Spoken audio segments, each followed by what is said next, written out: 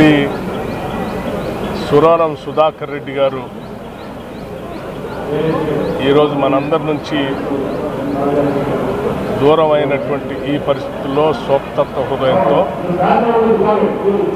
వారికి ఘనమైనటువంటి నివాళులు అర్పించడమే కాకుండా వారి ఆత్మకి శాంతి చేకూరాలని భగవంతుని ప్రార్థిస్తూ ఉన్నాం. అట్లాగే వారు విద్యార్థి దశ నుంచి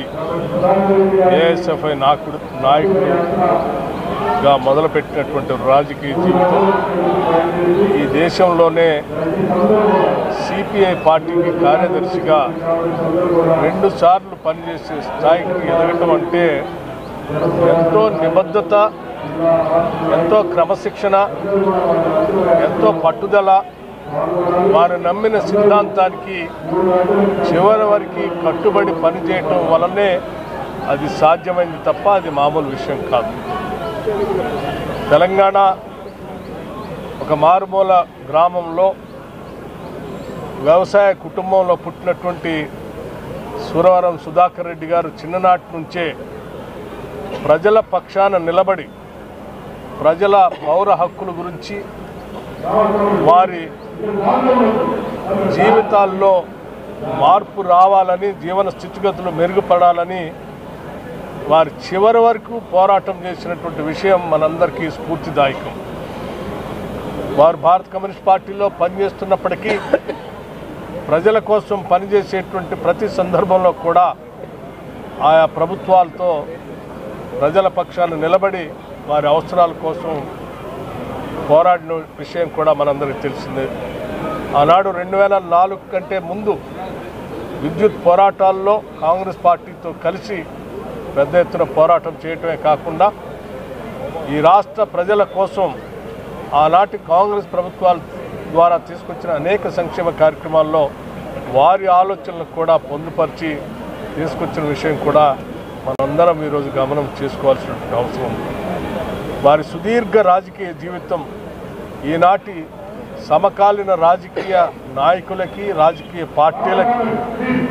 అందరికీ ఆదర్శమని, వారి భాష కానీ లేకపోతే వారు మాట్లాడినటువంటి విమర్శలు కానీ అన్నీ కూడా ఒక సహేతుకంగా ఆలోచన చేసేటట్టుగా ఉండేవి తప్ప ఎప్పుడు ఒక పరుష పదజాలం కానీ లేకపోతే ఒక శత్రుభావంతో కానీ ఎప్పుడు వారు మాట్లాడినటువంటి పదాలు నేను ఇంతవరకు గమనించలేదు. చిన్నప్పటి నుంచి వారిని మహబూబ్నగర్ జిల్లాలో రాజకీయాలు మొదలు దగ్గర నుంచి కూడా వారిని గమనిస్తున్నటువంటి వ్యక్తిగా, అత్యంత అభిమాన నాయకుడిగా మేమందరం వారిని చూస్తాం. అటువంటి సురవరం సుధాకర్ రెడ్డి గారు వారి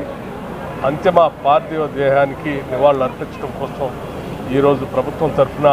రాష్ట్ర ముఖ్యమంత్రి రేవంత్ రెడ్డి గారు, యావత్ క్యాబినెట్ మొత్తం కూడా నిన్న ఒక తీర్మానం చేసి సంతాపం తెలియజెప్పడమే కాకుండా ప్రత్యక్షంగా ఇక్కడ మగ్ధం భవన్కి వచ్చి కూడా వారిపైన ఉన్నటువంటి అపారమైనటువంటి గౌరవం చూపించాలన్నటువంటి ఆలోచనతో ప్రభుత్వం అధికారుల అంచనాలతో చేయటమే కాకుండా అందరం వచ్చి వారికి ఘనమైన నివాళులు అర్పిస్తున్నాం. అంతిమంగా అటువంటి ఒక గొప్ప నాయకుడిని కోల్పోయినందుకు తెలంగాణ రాష్ట్రం అందరూ కూడా అన్ని రాజకీయ పార్టీలకు అతీతంగా అందరూ బాధపడవలసినటువంటి పరిస్థితులు ఈరోజు ఉన్నాం. అంతిమంగా ఆ ఘనమైనటువంటి గొప్ప కామ్రేడ్ ఈరోజు రాష్ట్రంలో మనందరి నుంచి దూరమయ్యారు. అటువంటి ఘనమైన కామ్రేడ్కి చివరిగా లాల్ సలాం అని చెప్పి వారికి నివాళులు అర్పిస్తూ వారి ఆత్మకి శాంతి చేకూరాలని, వారి కుటుంబానికి రాజకీయ పార్టీలు కానీ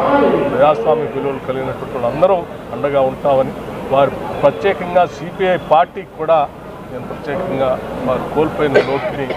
వారికి కూడా సాధన